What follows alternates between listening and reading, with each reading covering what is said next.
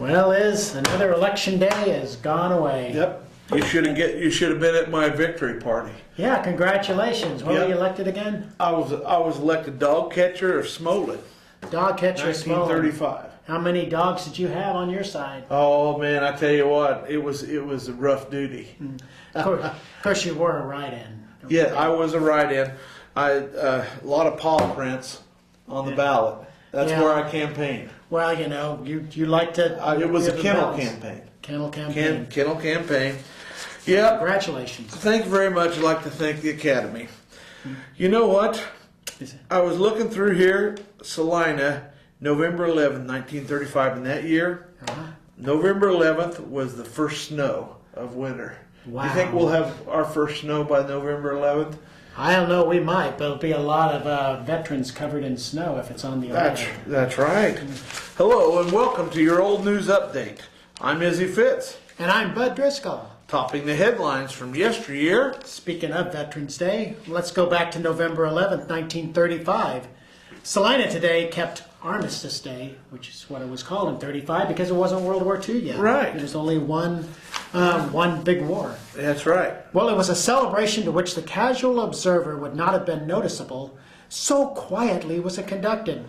The courthouse and a few other public offices were closed. The banks observed a complete holiday, and a few professions closed their places of business. But for the most part, things went along as usual. Not that big of a day back in the 35. Still think you ought to wave your flag. That's right, you should. For all the wars that have come since. That's right. And unfortunately will come in the future. Yep, and back to the political side. November 10, 1910. Indications are that the Republicans will control the lower house of the Kansas Legislature. No. Oh. And out of 103 districts which are reported, 57 Republican and a mere 46 are Democrat. Well, maybe that's just a temporary blip, Yeah, or it could have been a trend. Who knows? It's really surprising that Republicans are, pretty predominant in a Republican state. I know. What do you say? Well, let's go back to November 10th, 1910 and get some non-political here. Here's another instance where a drinking husband is responsible for the poverty-stricken conditions of a home in Salina. And as recently has been brought to the attention of the police and city clerk.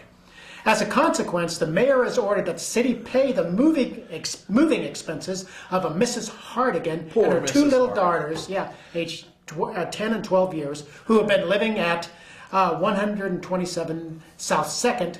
Then they want to move it into Junction City, where Mrs. Hardigan has relatives. Makes sense. See, it seems that the family came to Salina about 3 months ago from Chapman, and Mr. Hardigan, it seems according to his wife's story, has been working most of the time out of the country, but every time he gets his pay, he comes to town or goes to some other town and spends his money for liquor, leaving his wife and children in want. The police received a call that the two little girls ought to be in school, but they were instead out begging for money. Their mother having given them a note to present to each person seen. Now, Mrs. Hardigan did not know any other way to get the money to pay the rent, and she was determined to get it paid and also raise enough money to pay for fare to Junction City. You know what? I'll bet you local folks dug deep. They did. And got her money. That would be my prediction. Shouldn't be begging in the streets. That's right. Well, you're a politician. Here's another drunk. November 11, 1910. Considerable excitement was occasioned in the home of W.C. Tuthill of 132 South 10th early on Thursday evening when a strange man was found drunk in one of the upstairs rooms of the Tuthill home. The drunk was J.C. Keyes, a brakeman for the Union Pacific Railroad, who pleaded guilty to a charge of being drunk and was fined $3 in cost, which he paid in police court this morning. Keyes claimed that he rooms up in that part of the city, and when he passed the Tuthill house, he decided it was where he was staying. So he turned back and walked into the house and upstairs went to bed. I can't blame a man for wanting a good night's sleep. That's right. I bet he slept that one off. I'm telling you. Read more about the way things used to be in the look back section of Monday's Salina Journal. Yeah, and you have a good Veterans Day, good weekend, and good luck on the dog catching biz. That's right. And don't let it go to the dogs. That's right, or the cats. Or the cats. And we'll be seeing you yesterday.